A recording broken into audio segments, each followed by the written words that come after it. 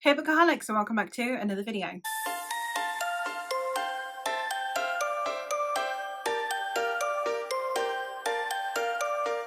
Today I'm going to be doing a little bit of a rant. It's mostly to clear up things that I've said over multiple vlogs, and I don't want to have to keep repeating myself. So I thought if I had one video where at least I give an overview of my issues, I can then reference people back to it, because it is something that does seem to keep coming up at the moment in conversations, both on my Discord but also in vlogs. Like I said, I did do like a full on like just really ranty section in a vlog that I ended up cutting. It is available on my Discord. I privatized it and uploaded it, and just anyone on my Discord who wanted to see me lose my marbles a little bit got to see that. I thought I would do a much more coherent and concise one here, one where I am able to hopefully articulate my thoughts a little bit more. Today we're going to be talking about why I get a bit precious about Regency versus Victorian romances in their labeling. And yeah, I'm going to go through some talking points. I have the historical context. First, I'm going to talk about my problems when it comes to the historical context. Then I also have, as a reader, the context of marketing and the way that these books are thrown on lists together, but that aren't necessarily for the same readership either. So that is also an important distinction. So not only as a history nerd, but also for readers who even don't care about these things, there still might be gripes because of it. And then I'm going to go a little bit in depth about my personal issues that I have with a certain type of Victorian romances that are being written and why it bothers me. So this is just broken down into a few chunks, and hopefully I can get through this in a way without getting too irate, and I can just explain why I feel this way about these books. So let's get into it a little bit. First of all, a little bit of background about this video. First of all, I am a history nerd. I do really enjoy history. I'm not a historian. I couldn't afford to go to uni, so I have not got a degree or anything in history. This is entirely self-taught through reading non-fiction, through reading articles, through reading books from the time period, etc. So this is partly because I love history. But I'm going to preface this by saying this is not me being really precious about historical accuracy, because this is specifically talking about romances. I am actually not someone who cares a huge amount about historical accuracy in my romances. That's going to sound weird. Like, why do I care about Victorian versus Regency, which is the point of this video? I don't care about how historically accurate something is unless we are talking about the specific circumstances that were attainable to women and then comparing them to things that were attainable to women later on in history is basically my primary issue. I'm also going to preface this by the fact that this initial issue that I keep encountering is because I look at a book list for Regency romances. I like Regency romances, so I read a list on Reddit, on Goodreads, anywhere. When I look it up and I'm like, okay, I want to read a Regency romance. The lists will depict a plethora of books. I will choose some, and inevitably there is at least one in every three that I've picked out. This is a recurring thing. At least one in every three that is in fact a Victorian romance. And the fact that these are listed on these lists is my problem. And again, the whole video is to explain why I have a problem with it. So yeah, the background is I am a history nerd, but I don't actually care about historical accuracy in my romances. And I am a reader who consults lists to try and find books that will suit what I'm searching for. That's the background to this. So without rambling any further, let's get into my points. Now, my first section is going to be about historical accuracy. As I said, for the most part, I don't really mind how historically accurate the clothes are or how historically accurate the type of language used is. I really don't mind those things at all. I don't mind if things get modernized a little bit, or for example, in Bridgerton, you've got all of the women wearing underwear. They would not have been wearing underwear. Any of the sexy scenes, you've got, the girls in these like weird like knicker type things, they were not a thing. I don't care, because seldom are people watching sex scenes to get an accurate depiction of clothes for history, Now, obviously, there are things that I pick up on. There are huge historical, and Bridgerton, for example, is a key one with hugely historically inaccurate. There's almost nothing about it that is historically accurate. Also, the show is not trying to be historically accurate. I'm going to point that out as well. It's an alternate universe vibe. It's not trying to be accurate. So that's fine. These are things that do bother me about historical inaccuracies. The first one that we're going to talk about is the advancements of women in certain time periods. In several of the Victorian romances that I have read, there are women able to accomplish things that likely would have gotten them arrested. Now, when we're talking about Regency romances and what women could or couldn't achieve, it tends to be a romanticized version of reality. It is a woman who is looking for a husband of good standing who'll be able to provide for her, and the fictionalized part is that she would be able to do that and find someone that she loved and loved her and cared about her and respected her. That's the full extent of the fiction. But what they could achieve for this time period is, for the most part,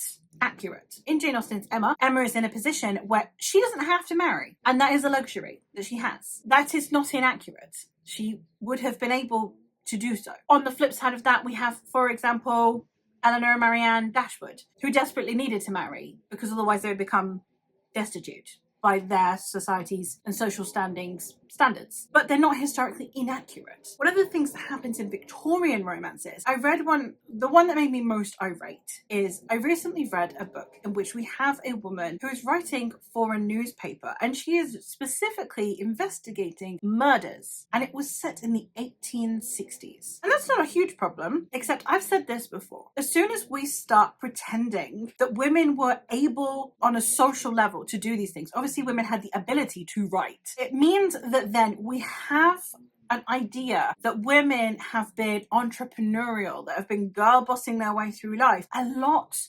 longer than they have. And therefore it dilutes women's issues. It dilutes the amount of ferocity for which women needed to fight for very basic things like being able to write. And that's important. It's important that we show, one, how long it took, and two, how much we had to fight for it, and three, the privilege of the women who managed to achieve those things. All of those things are important. The first book penned by a woman in England under her own name was Catherine Parr. And at the time, it was about the Bible. It was religious, so it was accepted. It was controversial, and she was the Queen of England.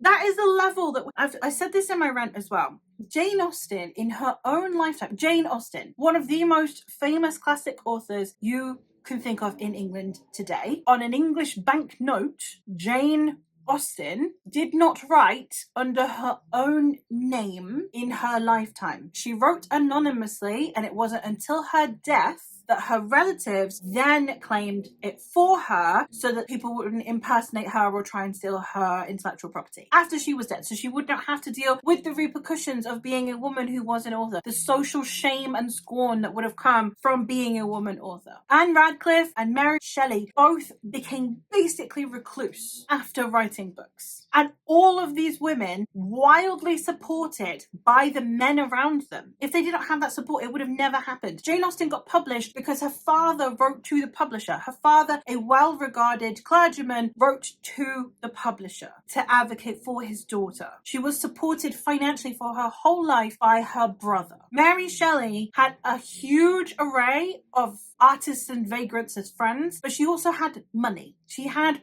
wealth. Her husband was also a writer. Her husband was a huge supporter of her work and encouraged her to write Frankenstein. These women were surrounded by people who supported them and still struggled to be able to be a full-fledged author in their own right. So then having the idea that we would have a girl boss murder columnist in the 1860s is not great. But the problem is, when you put those two on a list, when you take a Jane Austen-esque novel and you put them on the same list as this fictional version of history in which women were able to proclaim themselves as a professional anything, as soon as you have those two side by side, it makes the Regency books look like, well, all these women want to do is get married and have babies, while this woman wants to be entrepreneurial. And one, it's not accurate, and two, we're talking about at least one generation difference. Bear in mind that Jane Austen, yes, she was writing in the Regency era. Most of her characters are actually set in the late 1700s, 1790s approximately. So the books are set in the 1790s, and they are adults in the 1790s. So for someone who is an adult in the 1760s, it's more likely two generations difference, which means that Lizzie Bennet would have to be a grandmother to these characters that are written in the Victorian romances. And even then, the timeline is wrong, because the women in these these Victorian romances in the 1860s are achieving things that their own daughters would be barely able to achieve. So if we're taking the accurate timeline of being able to be a published author under your own name, sure, we've got the Bronte sisters who initially wrote under male pseudonyms, as did George Eliot. They were all women, but they were writing under male pseudonyms. A lot of people don't know that about the Brontes because we know their names now, but they all used male names at the time. Anne was Acton. I can't remember the other two off the top of my head. They all used male pseudonyms to begin with, and it wasn't until they became more popular that they then started writing under their own name. The fact that you would then be writing a murder column investigating murders as a woman in the 60s, in the 1860s, is wild. And it makes Regency women look weaker for trying to find husbands when it's literally all they could do legally most of the time. But then on top of that, portraying a misplaced timeline for the Victorian ones makes that contrast seem even more stark, and it's disrespectful to women from that time period and from the previous time period that it's being compared to. And that is my problem with the historical inaccuracy. Another issue that then creates is the attitudes that women would have towards one another. Because you're putting both of these types of books on one list, where you have women who are more entrepreneurial, women that are going to university, women that are studying at colleges, women that are getting jobs. As soon as you start comparing one to the other, you can then almost feel an attitude towards the women who had less agency and less autonomy. And it creates almost a disrespect, a disregard for the women of the past, an idea that they were weaker, that they weren't able to accomplish as much. And you're starting to compare them instead. Well, we don't do that with the 1900s. You don't look at your grandmother's time period and think that your grandmother was weak for existing in that time period and the social norms that were of that time period. You can be angry at the social norms. You can look at the 1950s, 1940s, 1930s and be angry at the way that women were treated and the positions that women were forced into. But you're not angry at your grandmother for existing in that time period. But for some reason, when you're comparing these literary works, when you're comparing a book where there's a woman that is trying really hard to get into university, you're angry for her that she can't get into university. But then when you read a Regency romance immediately after and it's comparing the two, it can very easily make you think less of this woman who is trying to marry well without understanding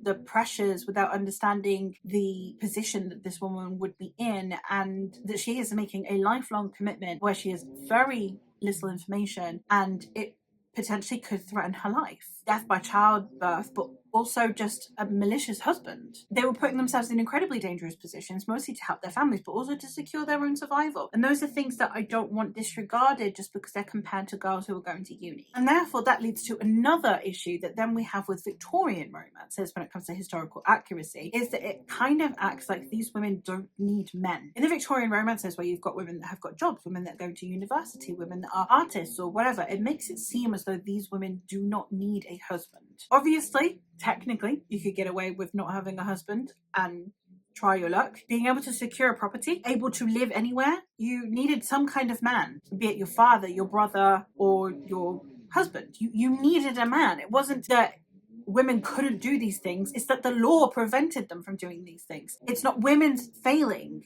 of needing a husband, it's a systemic issue that was deliberately put in place to force women to marry men. And it makes it seem like these girls who are going to uni and who have got these jobs don't need a husband, while the previous women do. And it then gives you a different perspective on marriage, that the women in the Regency era are marrying men just for their money and therefore are shallow, but the women in the Victorian era who have more agency are marrying men for love or not marrying at all. And the contrast in the stories is not accurate, because either you're romanticizing all of it, in which case the women are hopefully trying to find a decent man who they can marry, who they love, or they are a product of a patriarchal society and are having to marry out of necessity. You can't pretend that one is one and the other is the other. They are in very similar circumstances at this point. Bear in mind that women could not vote until the 1920s. Women could not open bank accounts until, depending on where you're from, anywhere between the 1940s to the 1970s. You needed men. And that is not a shame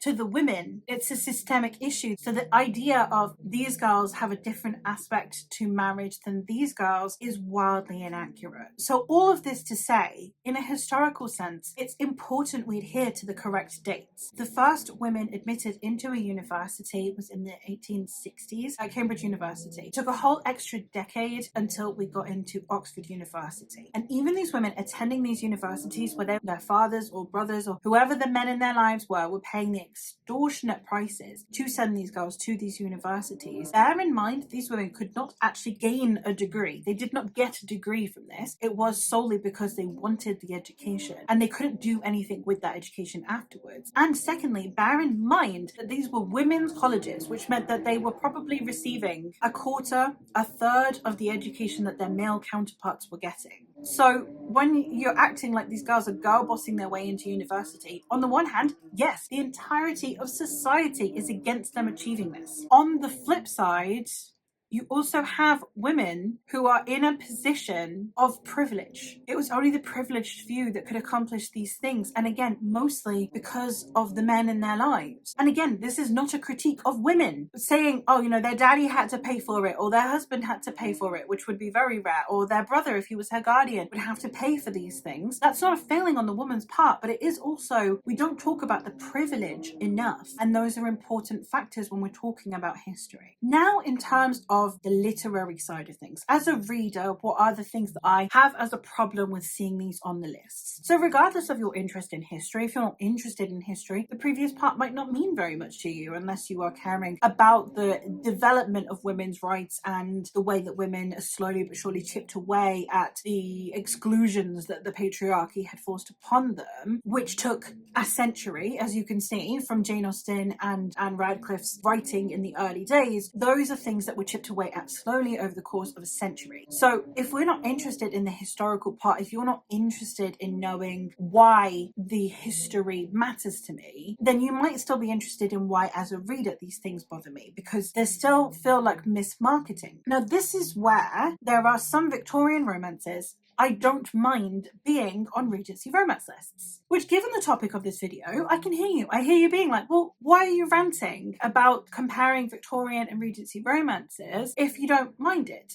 Because of the circumstances. Basically, if there is a Victorian romance that is still depicting a similar circumstance of women needing to find a husband and still wanting to find someone who will give them a little bit of agency, a little bit of autonomy that will let them be themselves, I don't mind that being on a Regency list. If it's not trying to undermine the struggles that Regency women had, it almost reinforces how difficult it was to be a woman. The fact that you can get a book that's set 20 years after the Regency that is still very much depicting similar struggles in a different font. So there are Victorian romances that I genuinely think suit being on Regency lists. Lisa Kleypas, I've read 2 of her books now, both of which suit being on a Regency list when it comes to tone, when it comes to themes. It's just necessary for it to be depicted in a Victorian setting, in this case because of the economic shift that started to happen post-Regency. That's all. Those are the only distinctive factors, is just the economic status of the society in which they're in, not to do with the women themselves, their advancements, what they can achieve, or what their expectations are. So I'm fine with those. And I know that that sounds odd,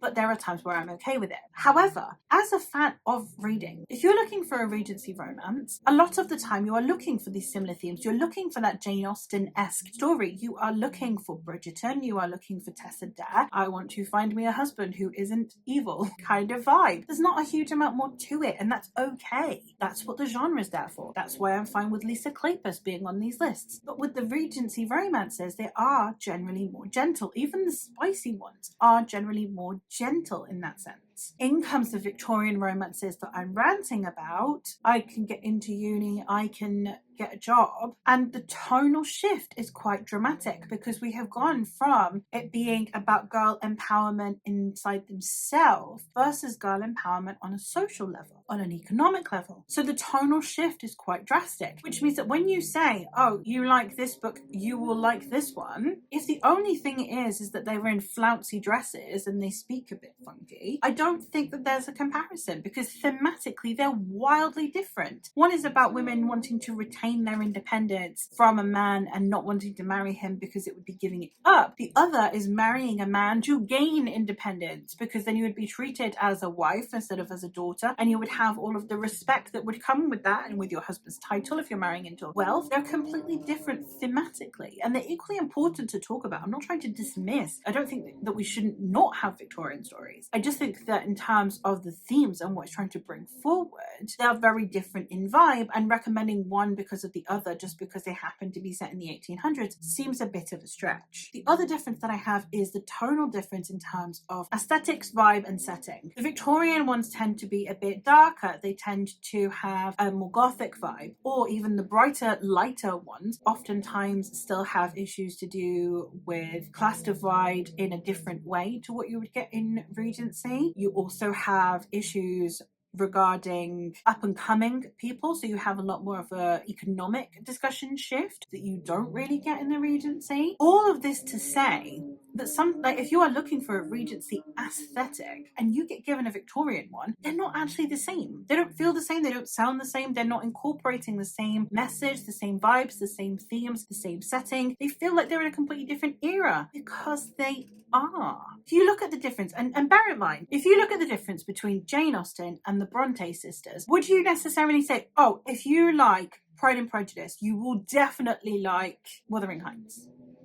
You can't. If you like period dramas in general, yes, of course. But saying you would like this, therefore you would definitely like this is a stretch, because Pride and Prejudice is very wholesome, it's very much a romance, it's gentle, and then there's a lot of toxicity in Wuthering Heights. I like Wuthering Heights. I love the Brontes. I have no issue with the Brontes. But that 20-year gap in what is being presented in a literary sense makes a difference. And bear in mind, the Brontes are early Victorian. We're talking the 1840s. Victoria died in 1901.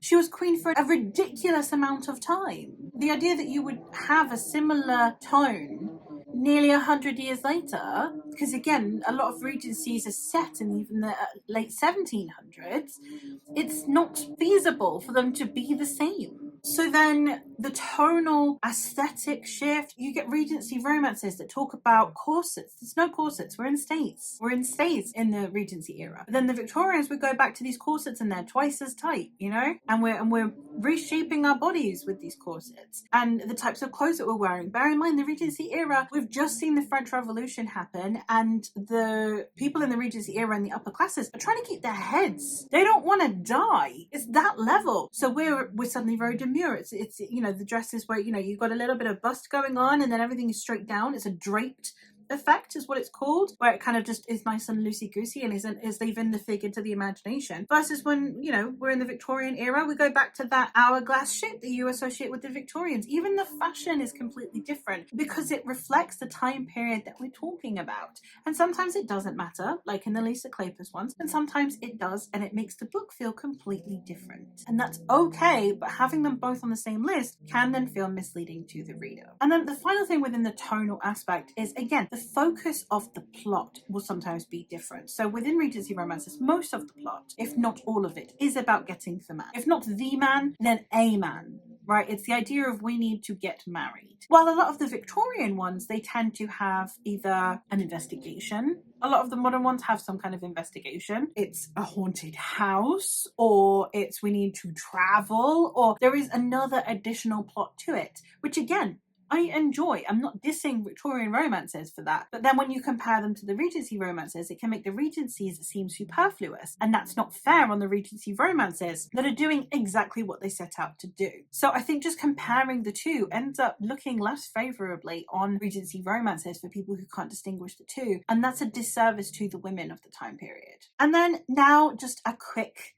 side rant about my issues with Victorian romances in general that have been written recently. So modern books that have been written within the last 20 years, but that are set in the Victorian era. My main issue is that you can tell it's a modern book because it is almost like we're trying to rewrite history. We're trying to pretend that these women had a lot more agency and a lot more autonomy than they had, which is great if you want to depict that, if you want to show women's capabilities, that that women have always been here, we've always been strong, we've always been able to do these things, and you're pitching it as some kind of fantasy in which women should have been allowed to do all the things that we know we can do, I don't mind it. My problem is that they're usually pitched in a way as though this were reality. But we're showing struggles that women go through. We're not showing the level of difficulty that these women would have had to have endured. Again, bear in mind, most of the women who were accomplishing anything, most of the women getting into universities,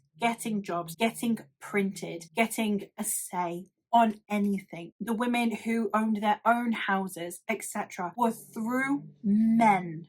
Not as a failing of the women, but because of the way society's infrastructure functioned. Women who were titled was either through marriage or through inheritance that wasn't entailed. That basically meant that it was one of the few circumstances in which a woman could inherit her father's title. So through men. That included owning houses. You could inherit if the property wasn't entailed on the male line. That meant that, for example, in Pride and Prejudice, the Bennet sisters will eventually lose their house to Mr. Collins because he is the male heir, and males take precedence because it's entailed on the male line. Emma, for example, Emma Woodhouse in Emma is not going to lose her home because it's not entailed on the male line. She will inherit the house. So inheritance, mostly through a father, is the way to go about it. While on the flip side to that, you have women who are able to write, like I said, with Jane Austen and with the Bronte sisters. It was through supportive fathers or brothers, or in the case of Anne Radcliffe, supportive husband, same as Mary Shelley. It was through the men around them who were advocating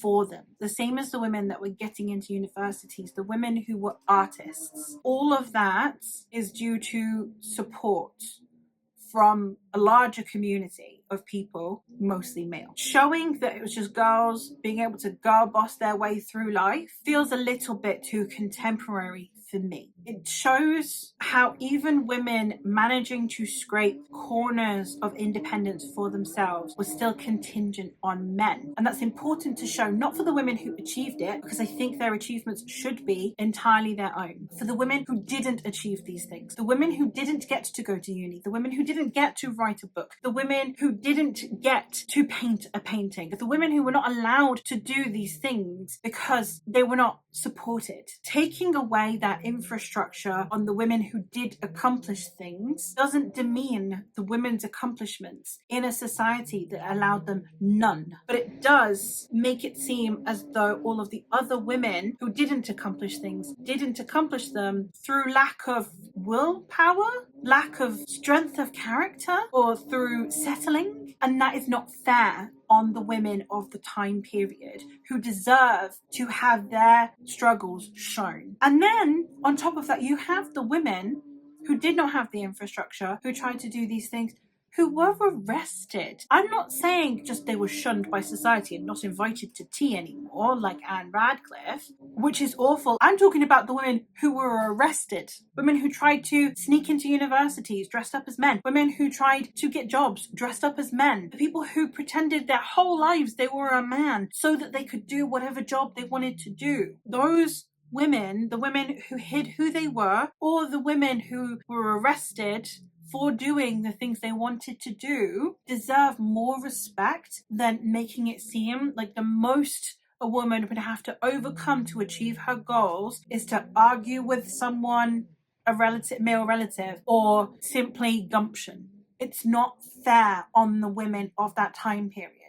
And yes, I think we should have just joyous stories set in those time periods, the same as we get joyous stories in the Regency era. But I think the sheer amount of them that are just, this girl's got gumption, so now she can be a columnist in 1875, is unfair on the women who fought so hard to accomplish the things they accomplished, even with the help and support of the men around them, not to mention the women that were excluded from that. It frustrates me. So while a Regency romance maybe is nowhere near as compelling, it's not going to give you some really exciting story that's going to show you how much women could accomplish, because they really very rarely could accomplish anything at that time apart from marriage. It's not undermining women in the same way, women's accomplishments in the same way as some Victorian romances do, in my opinion. So there are great Victorian romances. This isn't something that I hate. It's not a genre that I hate. It's one that I am hesitant to go into because it depends on the choices the author makes in regards to the level of respect for the endeavor and ardor of the women of our past accomplishing these deeds with everything stacked against them. This is a very long video and a very long rant, and you probably don't want to hear me continue talking, but this is the video I'm going to refer back to anytime I talk about Regency romances, and why sometimes I make exceptions for Victorian romances and why sometimes I don't, and why I think putting them on the same list is disrespectful and why it bothers me. It's not, I am super precious about historical accuracy, and that one, she's wearing a corset and she's wearing bloomers, and this is supposed to be a Regency list, so no, I'm not that person. I don't care about that. I mean, like, I noticed it. I'm not going to go on a half an hour long rant about it. But when it comes to overplaying the amount women can achieve at a certain time period, it undermines the struggles of women's past, and also forgets to show us how recently our accomplishments are. It forgets to remind us how fragile our rights, our merits are in our society, because it's not even been 200 years. It's barely been 100 years since women could vote, and it's important that we keep those timeframes accurate so that we learn to appreciate how recent those things are. As soon as you look at Oxford University and the fact that it took 800 years for it to accept women into its halls, it gives you an idea of just how much we have gained in such a little amount of time, and how precarious and how precious it is. And we owe the women that helped us achieve those things a debt of gratitude and respect. Also, we owe respect to the women from before, the women who laid the groundwork through writing romance novels like Jane Austen, or the woman who wrote Lamentation of a Sinner back when she was queen. We owe these women, and we also need to acknowledge the privilege these women had to do so. We need both, and neither is wrong. And that is why I feel strongly about this. It's not because I want things to be historically accurate and like that's actually the wrong shape of carriage. I don't care. We need to acknowledge how far we've come in such a little amount of time, and the women that over the hundreds of years prior have been slowly chipping away at that. I hope that this video has been, if nothing else, enlightening on my mindset. Feel free to disagree with me down below. It's not something that I think I'll shift my opinion on, but it is one that I understand people have differing opinions, because some women will see it as a way of empowering women of the past, and I understand the books are trying to do that. I'm not saying that the authors that write these books are doing so with malice or with disrespect in mind, but it is just something that I personally don't think that my stance would shift on. I would look forward to conversing down below if you have a different opinion to me. But yeah, I hope that you've gotten something out of this. Apparently the last time I did a rant on this, someone learnt that Jane Austen wrote anonymously, so even if that's all you've taken away from it, or that the Bronte sisters previously used male pseudonyms, at least it's something, I guess. I hope you've gotten something out of this and that it was worth your time, and I will be back with a more normal bookish video soon. But thank you ever so much for watching and for bearing with me if you've made it this far, and I hope to hear from you again soon. Bye!